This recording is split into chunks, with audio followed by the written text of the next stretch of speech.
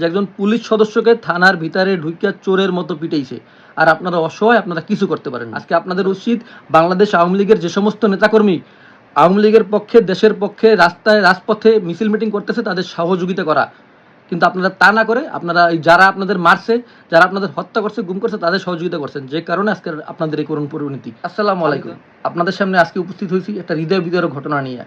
বরিশাল জেলার আগলঝাড়া উপজেলার যে প্রশাসনিক থানা আছে, যে পুলিশের যে থানা, সেই থানার ভিতরে ঢুকিয়া আজকে দেখলাম এক পুলিশ সদস্যকে বেধড়ক পিটাইতেছে। যেভাবে পিটাইছে এভাবে কোনো চোরকেও পিটায় না।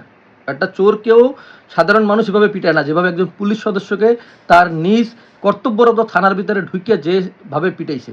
আপনারা ভিডিও দেখবেন, ভিডিও শেষে দেখবেন যে সেই পুলিশ সদস্য অধরে কান্না করতেছে। সে কান্না তার শারীরিক আঘাতের জন্য করতেছে না, সে কান্না তার মানসিক আঘাতের জন্য করতেছে, যে আঘাত তার হৃদয়ে লাগছে। একজন পুলিশ কর্তব্যরত অবস্থায়, ডিউটিরত অবস্থায় তাকে তার নিজ থানার ভিতরে ঢুকিয়ে এভাবে চোরের মতো পিটায়, এটা বাংলাদেশে এটা কেউ স্বপ্ন চিন্তা করে নাই।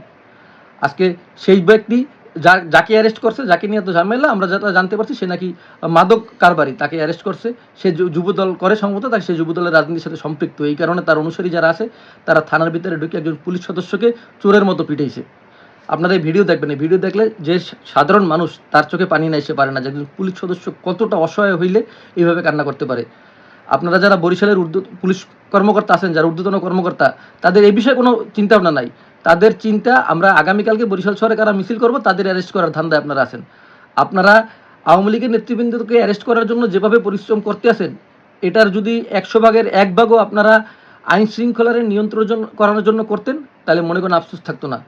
আজকে একজন পুলিশ সদস্যকে যারা থানার ভিতরে ঢুকে পিটায়, তাদেরকে আপনারা অ্যারেস্ট করার জন্য আগ্রহী না, বা তাদেরকে আপনারা অ্যারেস্ট করার জন্য অ্যাক্টিভিটিসও দেখতেছি না আমরা। কিন্তু আমরা যারা আওয়ামী লীগের পক্ষে যারা মিছিল করছি তাদেরকে অ্যারেস্ট করার জন্য অস্থির। কিন্তু একটা বার বোঝার চেষ্টা করেন, মাননীয় প্রধানমন্ত্রী জননেত্রী শেখ হাসিনা যখন ক্ষমতায় ছিল, কোনো পুলিশ সদস্য তো দূরের কথা, কোনো ঊর্ধ্বতন থানা তো দূরের কথা, কোনো পুলিশ সদস্যের সাথে ছাত্রলীগ, যুবলীগ, আওয়ামী লীগের কেউ কখনো কোনো খারাপ ব্যবহার করার সাহস পর্যন্ত করে নাই।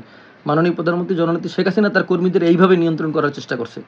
আর আজকে আপনারা থানার ভিতরে বসে মায়ের খান, সে মায়ের এর চেয়ে চোররেও কম পিটায় যে পিটানটা আজকে আপনারা পিটাইছে।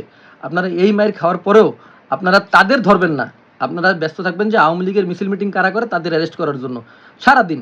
আজকে এত বড় একটা ঘটনা করছে, এখানে আপনারা থাকবেন না, থাকবেন যে আজকে আওয়ামী লীগের কোন নেতাকর্মী জেলখানা থেকে জামিনে মুক্তি হয়েছে তারা ওইখান দিয়ে অ্যারেস্ট করবেন, সেটা নিয়ে আপনারা ব্যস্ত।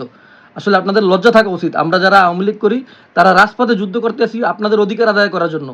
পুলিশ হত্যার বিচারের দাবিতে আমরা রাজপথে আন্দোলন করতেছি। আপনাদের উচিত আমাদের পাশে দাঁড়ানো। তা না করে আপনারা আপনাদের নিজেদের হত্যার বিচার না করে আপনারা যারা আপনাদের হত্যা করছে তাদের সহযোগিতা করতেছেন।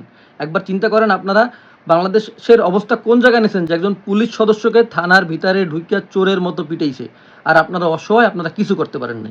একবার আপনারা চিন্তা করে দেখেন। আজকে আপনাদের উচিত বাংলাদেশ আওয়ামী লীগের যে সমস্ত নেতাকর্মী আওয়ামী লীগের পক্ষে, দেশের পক্ষে রাস্তায় রাজপথে মিছিল মিটিং করতেছে তাদের সহযোগিতা করা। কিন্তু আপনারা তা না করে আপনারা যারা আপনাদের মারছে, যারা আপনাদের হত্যা করছে, গুম করছে, তাদের সহযোগিতা করছেন, যে কারণে আজকে আপনাদের এই করুণ পরিণতি। আমি দয়া করে আপনারা যারা পুলিশ বরিশাল জেলা বা বরিশালের বিভাগের যারা দায়িত্বে আছেন, পুলিশ সদস্য, ঊর্ধ্বতন কর্মকর্তা, তাদের কাছে অনুরোধ করব যে আপনারা আওয়ামী লীগের নেতৃবৃন্দর পিছিয়ে অ্যারেস্ট করার জন্য না ঘুরে আপনারা আইন শৃঙ্খলা নিয়ন্ত্রণ করেন, সেটা কাজে দেবে। আপনি নিজে নিরাপদ থাকবেন, আপনার নিজের নিরাপত্তার স্বার্থে, আমাদের স্বার্থে না, আপনার নিজের নিরাপত্তার স্বার্থে আপনি এই কাজটা করেন।